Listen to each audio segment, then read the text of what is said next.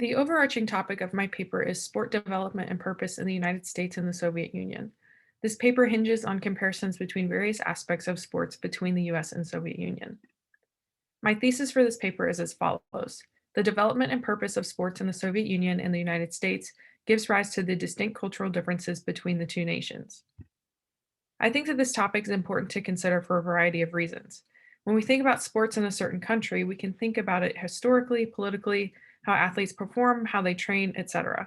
In this paper, we will mostly look at the historical and political context of sports. Similarly, sport is just one lens that we can view the development of a nation and or culture.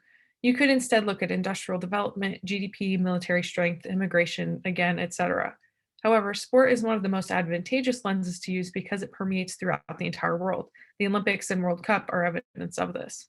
Finally, this paper and its main topics serve to round out the modules completed in this course. It is a good way to synthesize and apply knowledge in a concrete but exploratory way. As I mentioned earlier, this paper will mostly be looking at the US versus the Soviet Union in a variety of topics.